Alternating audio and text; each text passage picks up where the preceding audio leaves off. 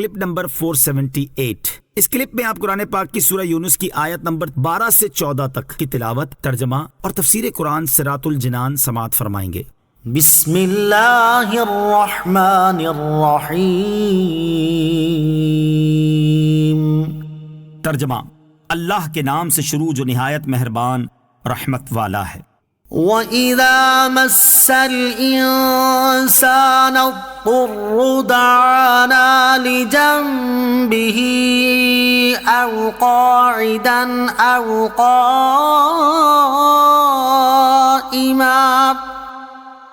فَلَمَّا كَشَفْنَا عَنْهُ ضُرَّهُ مَرَّ كَأَن لَّمْ يَدْعُنَا إِلَىٰ ضُرٍّ مَّسَّهُ كَذَلِكَ زُيِّنَ لِلْمُسْرِفِينَ مَا كَانُوا يَعْمَلُونَ۔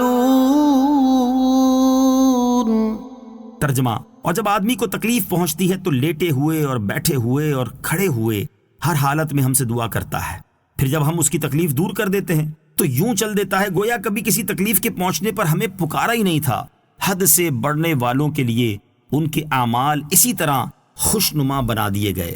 وَإِذَا مَسَّ الْإِنسَانَ الضُّرُّ، اور جب آدمی کو تکلیف پہنچتی ہے، یعنی کافر کو جب تکلیف پہنچتی ہے تو وہ لیٹے بیٹھے کھڑے ہر حال میں ہم سے دعا کرتا ہے، اور جب تک اس کی تکلیف زائل نہ ہو دعا میں مشغول رہتا ہے، پھر جب ہم اس کی تکلیف دور کر دیتے ہیں تو وہ ہم سے منہ موڑ کر اپنے پہلے طریقے پر چل دیتا ہے اور وہی کفر کی راہ اختیار کرتا ہے اور تکلیف کے وقت کو بھول جاتا ہے گویا کبھی کسی تکلیف کے پہنچنے پر اس نے ہمیں پکارا ہی نہیں تھا۔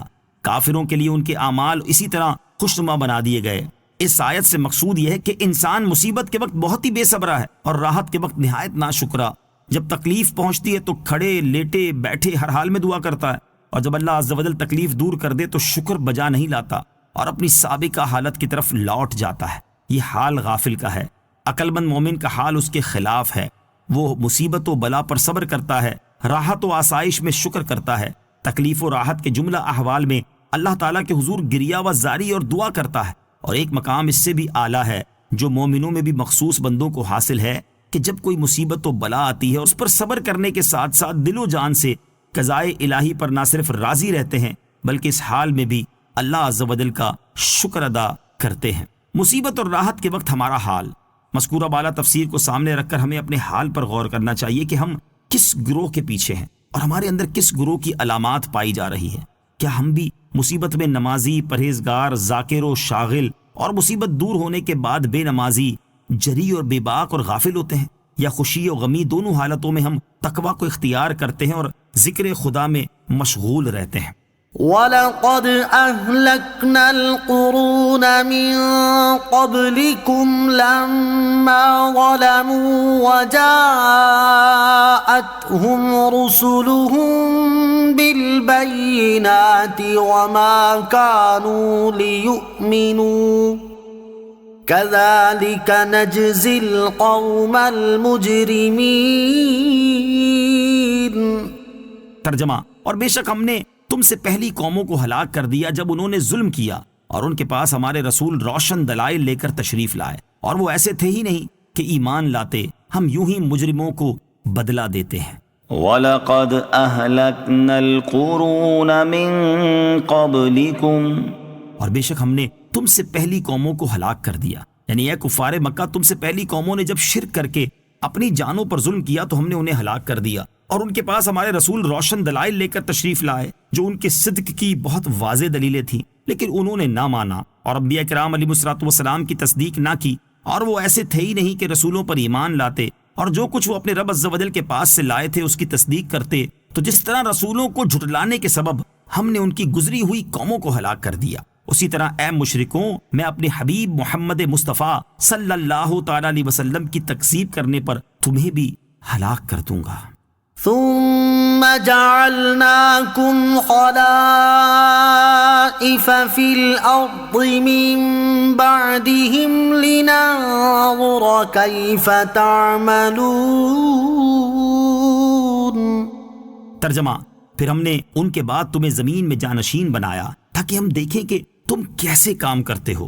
ثم جعلناكم خلائف في الأرض من بعدهم پھر ہم نے ان کے بعد تمہیں زمین میں جانشین بنایا۔ اس آیت میں خطاب اہل مکہ سے ہے، جبکہ آیت کا معنی یہ ہے کہ اے لوگو، پھر ہم نے گزشتہ امتوں کے بعد جنہیں ہلاک کر دیا گیا تمہیں زمین میں ان کا جانشین بنایا، سابقہ قوموں کے جانشین۔ علامہ احمد ساوی رحمۃ اللہ تعالی علیہ فرماتے ہیں، جس دن سے اللہ تعالیٰ نے نبی اکرم علیہ الصلوۃ والسلام کو مبعوث فرمایا، اس سے لے کر قیامت تک ان کی امت میں مسلمان یا کافر جتنے لوگ ہوں گے سب زمین میں گزشتہ قوموں کے جانشین ہیں۔ لننظر كيف تعملون تاکہ ہم دیکھیں کہ تم کیسے کام کرتے ہو، یعنی تاکہ ہم تمہارے اعمال کا امتحان لے کہ تم اچھے یا برے کیسے عمل کرتے ہو اور تمہارے اعمال کے مطابق تم سے معاملہ فرمائیں۔ حضرت ابو سعید خدری رضی اللہ تعالیٰ عنہ سے روایت ہے، ترمذی شریف کی حدیث ہے، نبی کریم علیہ الصلوۃ والسلام نے ارشاد فرمایا، بے شک دنیا سرسبز اور میٹھی ہے، اللہ تعالیٰ نے تمہیں اس میں جانشین بنایا ہے، پس وہ دیکھتا ہے کہ تم کیسے عمل کرتے ہو۔ اس آیت سے یہ مراد نہیں ہے کہ اللہ تعالیٰ کو پہلے علم نہیں تھا اور جب مشرکین عمل کر لیں گے تو اللہ تعالیٰ کو علم ہوگا، بلکہ یہاں مراد یہ ہے کہ اللہ تعالیٰ ان کے ساتھ ایسا معاملہ فرمائے گا جیسا امتحان لینے والا لوگوں کے ساتھ کرتا ہے۔ اللہ تعالیٰ سے کوئی چیز پوشیدہ نہیں اور اسے ہر چیز کا ہمیشہ سے علم ہے۔